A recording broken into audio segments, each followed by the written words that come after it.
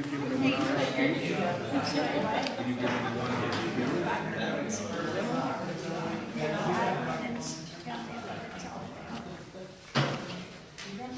Unless they're short.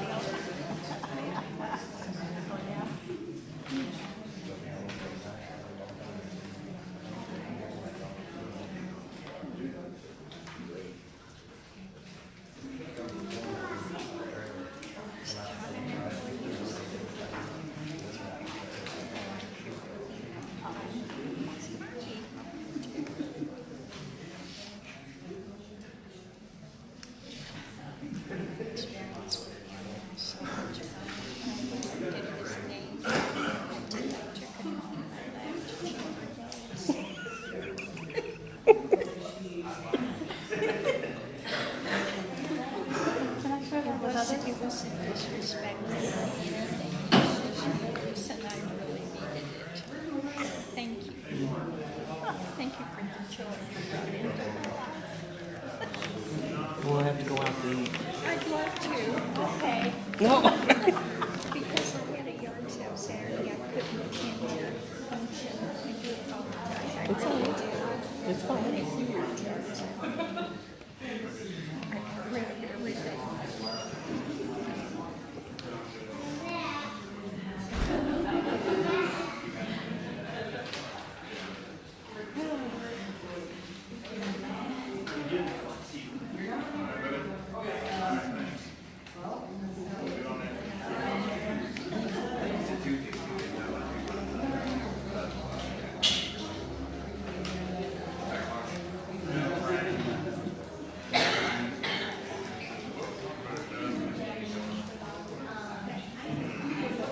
Go ahead and call the meeting to order. Roll call vote, please. Brian Wallace. Here. Young. Here. J.D. Shaw. Here. Carol Baker. Here. Mayor Radford. Here. Stand for pledge of allegiance, please.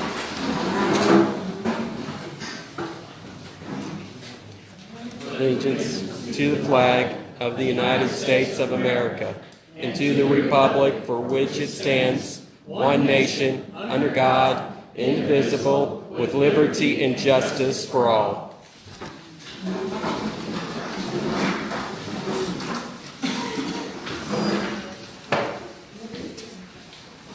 Everybody should have got a copy of the August 9th, 2018 regular minute meeting.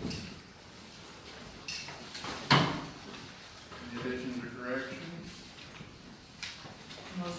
Motion to approve by Carol. Second by Sue. All in favor? Everybody should have closed minutes from August 9th, 2018 as a regular meeting, in closed session. Any additions or corrections to the minutes? Motion to approve. Motion by Sue. I have a second. Second by Carol. All in favor? Approval for the special meeting on August 13th, 2018. Minutes. Any additions or corrections? Have a motion to approve. Motion. Motion by JT. Second. Second by Ryan. All in favor? Aye. Special meeting for August 22nd, 2018. Minutes. Do I have a motion to approve? Motion by Sue. I have a second. Second. Second by JT. All in favor? Closed minutes for August 22nd, 2018. Any additions or corrections? I have a motion by Carol. Second by Sue. All in favor?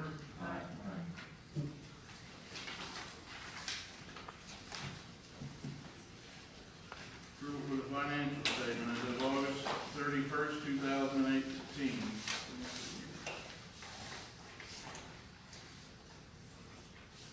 Revenues is $94,708.68. Expenditures is $79,717.37. An ending balance of $20,660.06. Could you repeat that again, sorry? What's that? Or the last one, 20,000? $20,660.06. That's a cash in balance. Okay.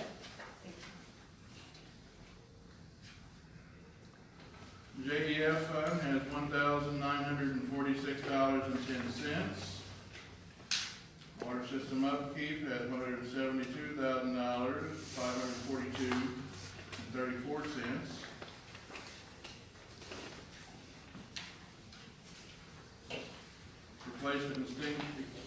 Replacement and extension on the sewer. Savings account has $54,007.07. Transportation account has $74,688.64.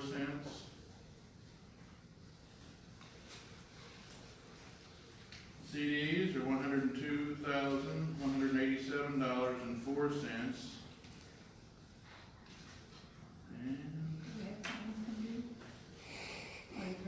We already renewed that one. Nothing's coming due.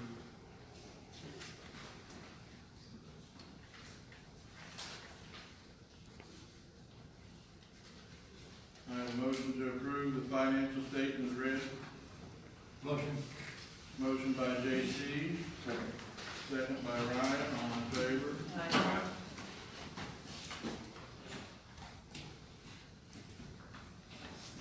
Approval for payment of the bills is acceptance of Shia's fee. All the bills.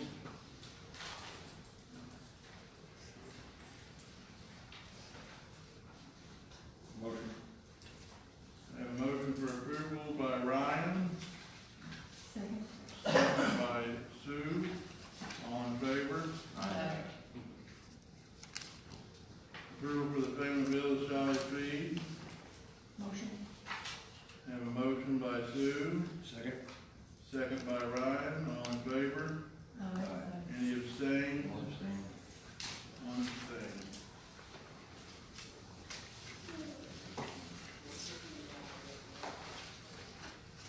Invoices, we have one for Alert All. It is for fire prevention, for $765. It goes to Alert All out of New Holland, Pennsylvania. And then we have one for the treatment plant for $341.90 to Blue Book. That goes for the oil and greasing of some pumps out there. That'll come out of the sewer plant. I have a motion to approve the purchase orders. Motion. A motion by Sue,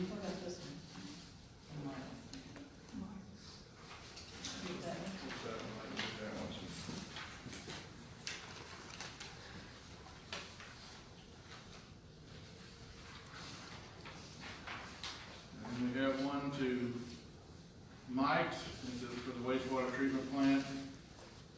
So it is for $1,180.60. It is for service call wastewater treatment plant, and that goes to the town of Buffalo Road, of course.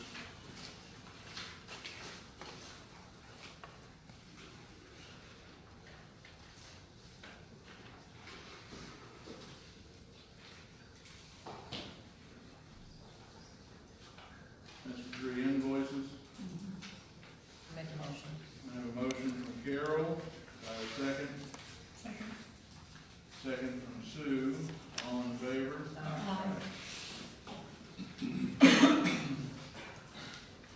Audience of visitors, I want to welcome everybody here, the ones who have signed up to speak today. We expect professional courtesy whenever we yelling, cussing, or anything of such nature, I will put a stop to the conversation if that happens. But we invite anybody that wants to sign up to go up to City Hall and sign up. Today we have Mike. Is Mike here? Oh, there he is. I got to speak with Mike. He got some really neat things and some neat ideas I'd like for him to come out here and talk to the board about. Thanks for coming, Mike. Welcome. Thank you all for giving me an opportunity to speak. I'll introduce myself. I think most people that know me. Mike Randazzo. I'm here strictly as a citizen today. I don't want there to be any false pretense about why I'm here or anything further than that. I'm here to speak to you all as a citizen. There are issues going on. The only thing I want to talk to you is how to fix those things in the future rather than go back backwards in time and look at what was wrong. I want to work with fixing things in the future. I don't want to be part of a problem. I want to offer solutions. And that's truly what I want to speak with you guys about today. So I put together a proposal that I think, if the city will take it seriously, could go a long way to making sure the situation that happened recently never happens again. It's 5 different points that I think are all important. That's why I've included all of them. I want to go through each of them and sort of explain them and give you a chance to ask me questions with regard to what you think about them or what you have questions about. The first point of the proposal that I've created was the board needs to institute an ordinance that provides a police oversight committee, a police department review board, or a police department internal affairs commission. Doesn't matter what that's called. That can be called anything that you all would like to call it. I wasn't trying to get caught up in the name, but anything you want to name that can be done. The purpose of that committee or board, commission, whatever it is, would be to improve the procedures within the department with regard to citizens' complaints, make recommendations to the Board of Aldermen and the police chief regarding police department policies and procedures, work as a liaison and an intermediary between the Board of Aldermen, the police department, and the citizens to review internal disciplinary actions taken by the police chief prior to the next scheduled board meeting, with the ability to continue or rescind any action taken that was taken unilaterally by the chief. Also give them the power to investigate internal wrongdoing within the department to allow for unbiased investigation into allegations made and the actions taken or not taken by police officers. That would be any officer, including the chief. And obviously they would be subject to discipline. And so that report from that committee, whatever you call it, would be submitted to the board for your review. So that's step one of the plan, is institute, create this commission, give them some power to do some things in the interim, because we all know it takes a while to get board meetings together, and sort of the status of an employee is in flux whenever action's taken until the next meeting. So the second was with regard to complaints. So Bismarck shall receive complaints, both internal and external, in a written format. Okay, so something has to be put on paper, and develop a standardized form for such complaints. The complaints will be reviewed by that committee that I just spoke about, and the committee will again report back to the complainant, so the person who makes the complaint, the results of the investigation, and recommendations that can be made both to the complainant, so the person making the complaint, and to the city for improvement of that situation. So again, it's insulating the board from having to hear the complaints directly and then have a board meeting to discuss those things.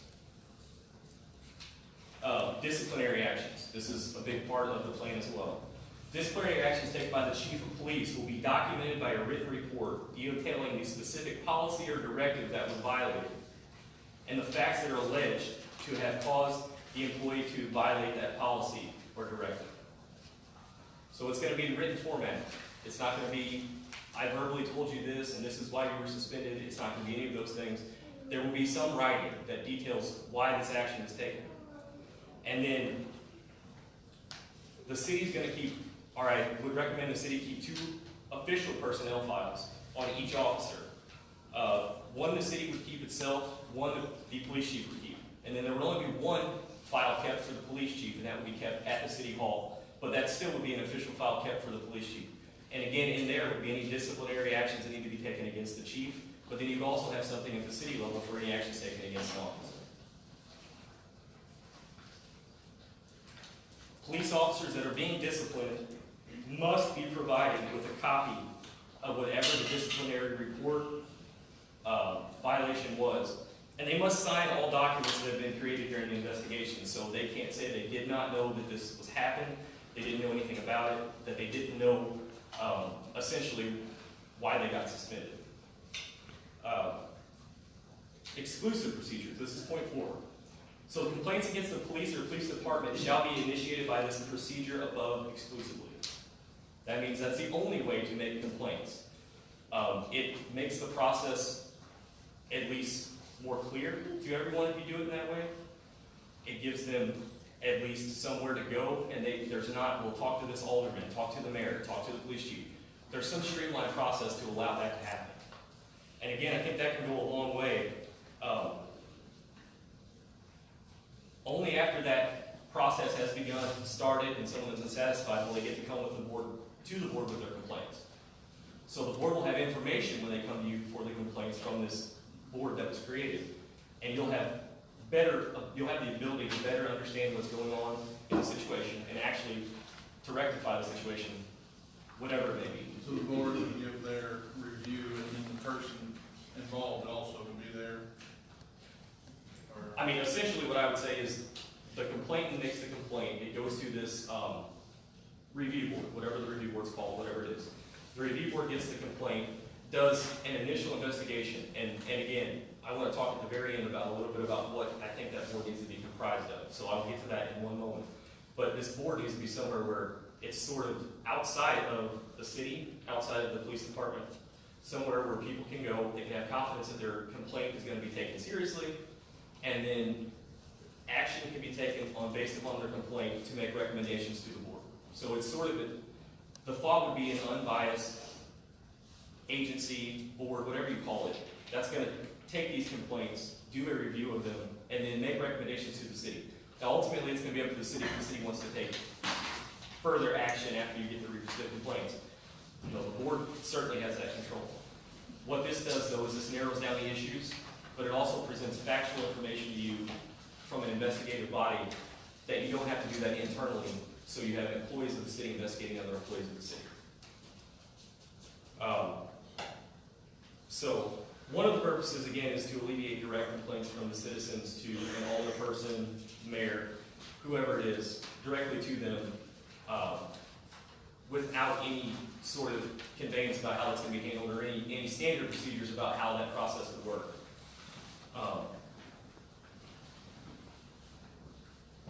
The last point of the plan is community outreach. And this, again, this plan that I just described will not work at all unless this part happens to. And so the police department of the city will begin and continue a community outreach program that will include, among other things, providing officers for and participating in community events. The committee, commissioner, board that we just talked about in part 1 of this plan will have information that will be handed out to the public during these events and make themselves available with detailed procedures about how the process works, educating people about how this process will work going forward, and frankly making the community familiar at least with who those people are, who the complaint process starts with. Recommendations about the board, so that sort of ends the plan. Those are basically the 5 key points of putting that plan together, where those are the 5 sort of things that I just detailed. The board to me needs to be compromised of someone who, I say someone, I think it needs to be more than one person. Probably multiples or odd numbers, so there's not a tie-in vote if they need to vote on something or make some presentation. I also think it needs to be someone who's not affiliated with the city, doesn't have a dog in the fight essentially. So it needs to be somebody ideally outside the city, because we're talking about the police department with some knowledge of police procedures. I'm not saying it necessarily has to be a police officer or police officers. I'm not saying it has to be a lawyer or lawyer, but somebody familiar enough that they know how the process is supposed to work. They know what essentially should be done and should not be done as far as police work goes. And I think it needs to be, again, odd numbers. I think one person maybe too much to put that on one person, and then you're going to have still issues of people saying that one person does a biased investigation. I think 3 people makes the most sense, and that's probably what I would recommend. Although, again, I'm just making recommendations about all of this stuff. Any of it, all of it, some of it, whatever. I want to try to offer a solution. So, David, nice to meet you. You serve a couple, have you seen this in effect yet anywhere, or is something reinventing the wheel, basically? I'm not going to say it's brand new, because it's not brand new. There are procedures similar in certain places. I'm I'm not sure exactly this procedure or this process is the same that's used. Typically, it's in bigger cities, to tell you the truth. A lot of big cities have some review process that's similar to this, something that's implemented. The scale that they do it on those cities probably doesn't make sense for Bismarck to do it in that way. They have whole departments, whole actual paid employees that do things like that. It makes no sense for Bismarck to do that. The thought would be these would be people that are volunteered, or if they were paid, it would be for expenses. So things that are necessary expenses for doing this. And it's going to take people who want to do or want to be involved in the community to make changes that are going to want to be on that board or take those responsibilities, to tell you the truth. And are you talking about like no member of the board being like a citizen of Bismarck? I'm not necessarily saying that it would be a citizen of Bismarck, but it would have to be excluded from the board. I don't think it should be somebody that's affiliated with the city government at this point, the police department in any way. So family members, friends, employees, anybody that has something to do with the police department, that's not fair. There's an outside fresh look. Yeah. Someone, again, who has no dog in the fight. And again, the whole process needs to be, in my opinion, about fairness. That's where we need to get to. To be the most fair, it doesn't need to be somebody who has this person saying, you're my cousin, you're my friend, do this or do this, or this is the way this should happen. So it really needs to be somebody that has no dog in the fight, fresh set of eyes, somebody outside, I'm not saying outside the city, but outside the government of the city, outside the police department itself. And in some ways it insulates the board from having to take immediate responses or immediate complaints from citizens, because I know by the work that I do, you all get complaints about a lot of things, and you may not have the ability unilaterally by yourself to fix those. But you're going to continue to get those unless there's some process outside of that you follow that they actually they feel is fair. Because the people that are coming to you, they wouldn't be coming to you unless they thought they were going to be treated fairly. There would be no reason to come to you. But again, you may not have the ability individually to do anything about that. Again, that board, it would be a publicly constituted board, so if it has, now, personnel meetings, as we know, can be closed, but if they have meetings, and there are meetings that they're having, those portions of those meetings probably would be public. And again, I'm not here to talk to you all about necessarily how that goes, something that I'm not involved in. I took some time, after the last meeting, there was responses back to me that felt like people said I was the problem. I was part of the problem. I don't see how doing this, what I tried to put the time and effort into doing it, I don't see how that is any part of any problem. It has nothing to do with personnel that's there now. It has nothing to do with personnel going forward. This is something that 20 years, 30, 50 years down the line, Bismarck can still say this is a good policy. So we appreciate you coming out, sir. I do have just a few things just to close. There could be an opportunity, I work with Iron Mountain Lake a lot, there could be an opportunity again to rectify the situations that have happened, to offer dual commissions. That would require some coordination between the cities, but it probably makes sense. I'd be happy to try to facilitate some of those efforts if the board's interested in doing that. I know certainly Iron Mountain Lake would be. In closing, there's just a few things I'd like to say just generally to you all. Being elected as an official is one of the greatest gifts of power that could be ever granted to you. When you do that, you can act any way you want to. You can act according to your own personal beliefs, or you can act on behalf of the citizens that elected you. And while doing it the first way, you will sometimes be right. Doing it that second way, you can never be wrong. And so, I'm going to tell you, if you follow the wishes of the people, whatever they may be, you're making the right call. And then I'm going to challenge you. And I'm not challenging you as an adversary, one side versus another. I'm not challenging you as, two knights jousting or to a fist fight. I'm not in that way. But I'm challenging you in the way that a teacher challenges a student, a coach challenges a player. I'm challenging you guys to do what's right. I know every one of you are up here because you want to do what's right. And I challenge you to do that. You know what needs to be done. You know there's things that need to be improved. And if I can help to do that, I'd like to be part of it. Thank you, Mike. Thank you. Yeah. Carol, there she is. How are you, Carol? I need to stand or can I sit? Okay. Mr. Mayor and members of the Board of Aldermen, I'll apologize in advance for my lack of sophistication. I'm no kind of a public speaker. However, I've spoken to you before on this very issue. And I haven't seen any movement toward a workable resolution.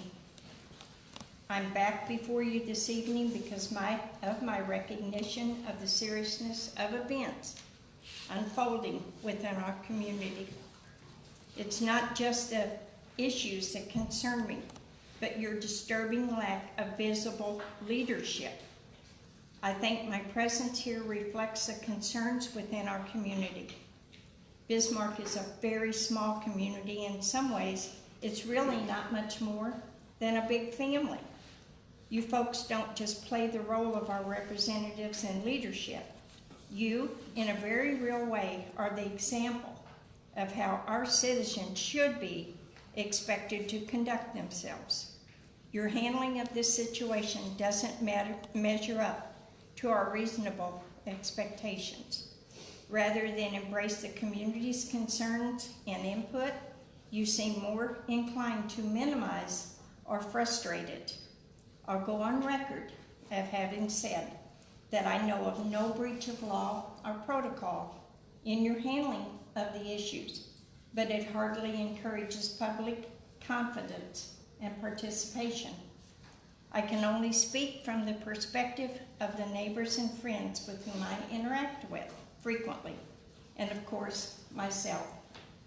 But there's a very real lack of confidence in the city's ability to provide adequate, timely security and support.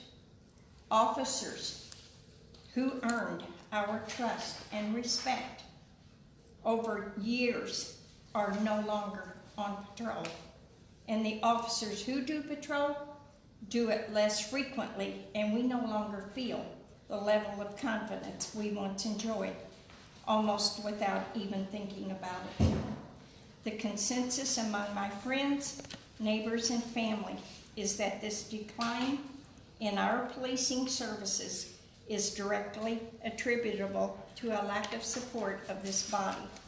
When the officers laid their legitimate concerns before you, I have no way of knowing the specifics, but I'm of the opinion that you hired a chief who was incapable of performing his duties professionally, and rather admit your error, you took sides with him against the officers who are known to truly serve the interests of the community. It's not escaped attention that the official vehicle utilized by our new chief of police is being used for personal transportation, 200 miles a week plus. Had he been a resident of Bismarck, this would have been acceptable, even laudable.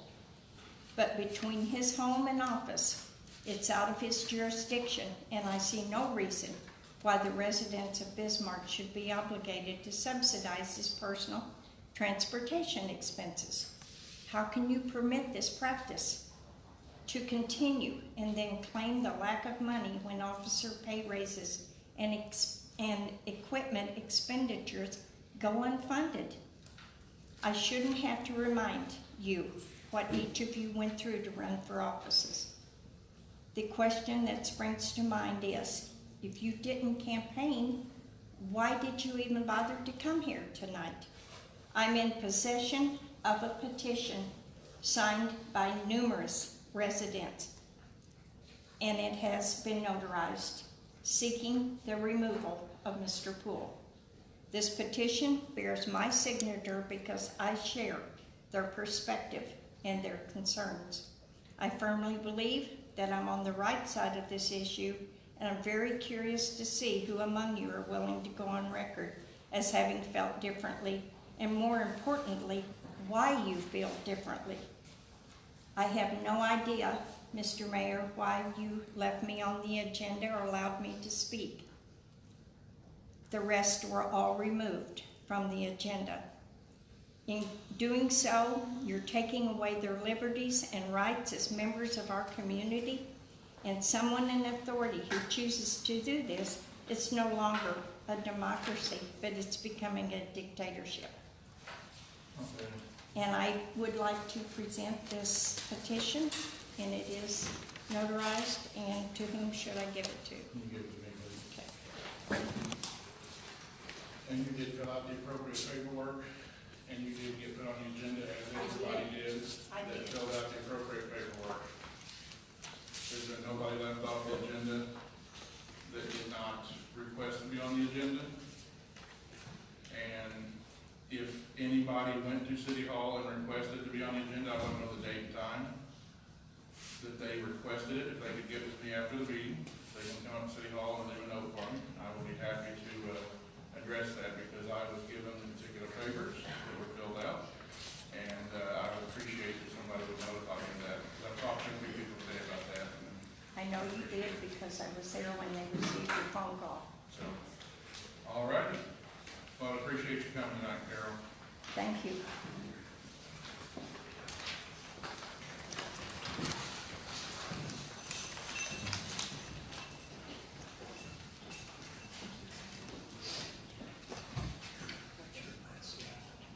Discussion of the water tower inspection and discontinuing chlorination.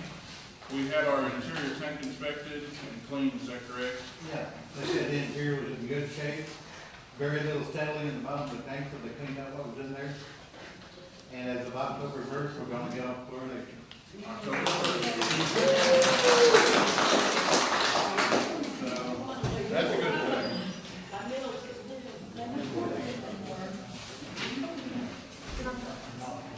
Depot committee, I don't know if Liz is here tonight, I don't think she is. Planning and zoning, Mr. Mayor, for you, I have nothing for this evening. nothing for the evening, okay. Everybody should have their police department report. Are you ready for that, sir? Yeah. Okay.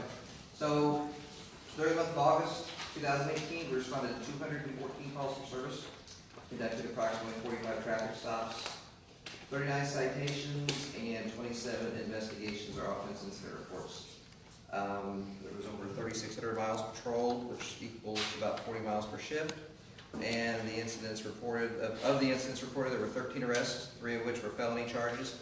6 additional cases were submitted to the prosecuting attorney's office for review. Several of the incidents that were responded to that involved cooperation between the police department and the new school resource officer. So that position has worked out well, and there's been cooperation between the 2 agencies. It's proven successful. We've had a lot of positive feedback from the school, from the superintendent. So I'd just like to report that the implementation of that agency or that officer at the school has worked out well. As far as the patrol cars go and vehicles, we've got 1 car that's currently in disrepair that's having an air conditioning issue taken care of. It's currently at the repair for that. Quotes have been received for markings and graphics of the other patrol cars. They've actually been received quite some time ago. However, they've been delayed in making it to the board for board approval for those quotes. They're over the amount that can be approved without coming to the board. So those will be presented at the next board meeting for that approval.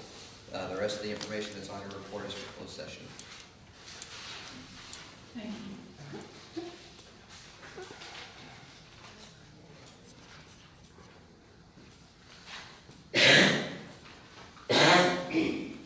Fire department report.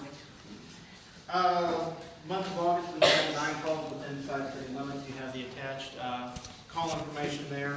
As of today, the fire engine is still out of service. It's only being utilized as a personnel carrier at this time. I did give you all today, I just got them yesterday, just some quotes. That's from a local used fire apparatus vendor. You can see it's $140,000 to $150,000 for a replacement of a fire truck. On that, they did offer some trade-in allowance to the with that truck, as well as the rural department had a pump, tank, and body donated to them. I spoke with our rural board, and they're also willing to donate that to the city to be used as collateral trade-in as well. So that should also help with trade-in value. We received the USDA grant for the turnout gear and radios, so we did have that. We had a meeting, Ms. Baker as well as Alan, so he has all that information to go ahead and proceed with that whenever you're ready as well. Everything else in the report will be for closed session as well. And that's regarding personnel, correct? Yes.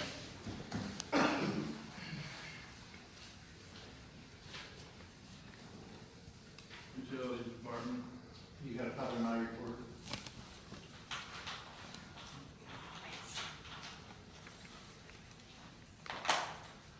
And you need to speak to us in closed personnel too.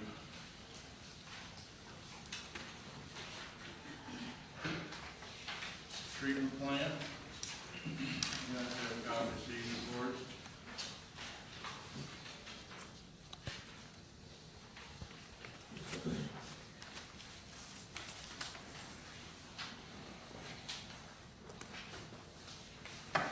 Animal control.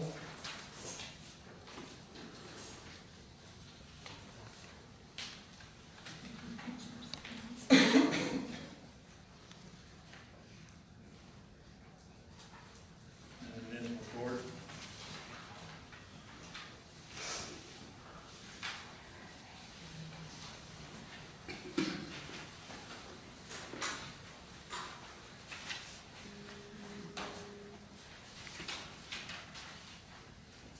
Alrighty, I ask for a motion to go into closed session as this tentative agenda. This meeting also includes a vote to close the meeting pursuant to RSMO 610.021, section 313, relating to hiring, firing, disciplining, or promoting a particular employee by a public government body when personal information about the employee is discussed or recorded. Individually identifiable personal records, performance ratings, or records pertaining to employees or applicants for employment. I have a motion to go into closed session. Motion. I have a motion by Sue, Second. second by Carol. Roll call vote. Francois, Yes. David Shaw, Yes. Sue Young, Yes. Al Baker. Yes.